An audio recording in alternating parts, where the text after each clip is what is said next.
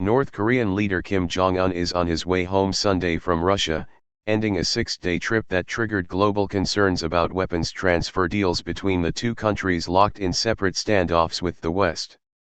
Kim began his journey back to North Korea aboard his armored train from the Primory region in Russia's Far East, following a farewell ceremony at a train station, Russia's state news agency RIA said. Since entering Russia last Tuesday on his first overseas trip in more than 4 years, Kim has met President Vladimir Putin and visited key military and technology sites. Earlier Sunday, he was in a lighter mode, touring a university and watching a walrus show at a Russian aquarium. Russia's state media released videos of Kim dressed in a black suit and accompanied by his top officials talking with Russian officials through translators as he walked through the campus of the Far Eastern Federal University in Russky Island. Kim was later seen at the island's Primorsky Aquarium, Russia's largest, where he watched performances featuring beluga whales, bottlenose dolphins, fur seals and Misha the walrus, which he seemed to particularly enjoy, according to Russian media. Kim's trip, highlighted by a summit with Putin on Wednesday, has underscored how their interests are aligning in the face of separate, intensifying confrontations with the West.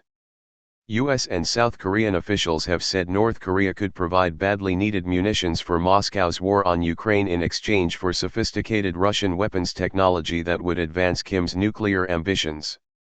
A day after visiting an aircraft plant in Komsomolsk-on-Amur that produces Russia's most powerful fighter jets, Kim on Saturday traveled to an airport near Vladivostok, where Defense Minister Sergei Shoigu and other senior military officials gave him an up-close look at Russia's strategic bombers and other warplanes.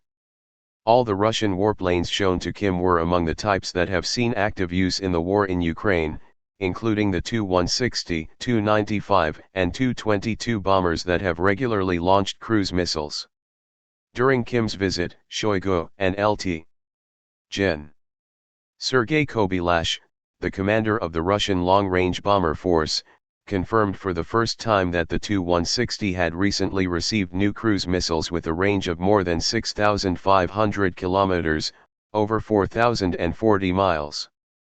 Shoigu, who had met Kim during a rare visit to North Korea in July, also showed Kim another of Russia's latest missiles, the hypersonic Kinzhal, carried by the MiG-31 fighter jet, that saw its first combat during the war in Ukraine. Kim and Shoigu later on Saturday traveled to Vladivostok, where they inspected the Admiral Shapashnikov frigate. Russia's Navy commander, ADM. Nikolai Yevmenov, briefed Kim on the ship's capabilities and weapons, which include long-range caliber cruise missiles that Russian warships have regularly fired at targets in Ukraine. Kim Jong-un and Vladimir Putin. North Korea's Kim is in Russia to meet Putin, as both are locked in standoffs with the West. North Korea's state media reported Kim was accompanied on Saturday's visits by his top military officials, including his defense minister and the top commanders of his Air Force and Navy. Following a luncheon, Kim and Shoigu talked about the regional security environment and exchanged views on practical issues arising in further strengthening the strategic and tactical coordination, cooperation and mutual exchange between the armed forces of the two countries, according to the North's official Korean Central News Agency. In their July meeting, Kim gave Shoigu a similar inspection of North Korean weapons systems before inviting him to a massive parade in the capital, Pyongyang, where he rolled out his most powerful intercontinental ballistic missiles designed to target the United States. Kim's visits to military and technology sites this week possibly hint at what he wants from Russia, perhaps in exchange for supplying munitions to refill Putin's declining reserves as his invasion of Ukraine becomes a drawn-out war of attrition. Kim's meeting with Putin was held at Russia's main spaceport, a location that pointed to his desire for Russian assistance in his efforts to acquire space-based reconnaissance assets and missile technologies.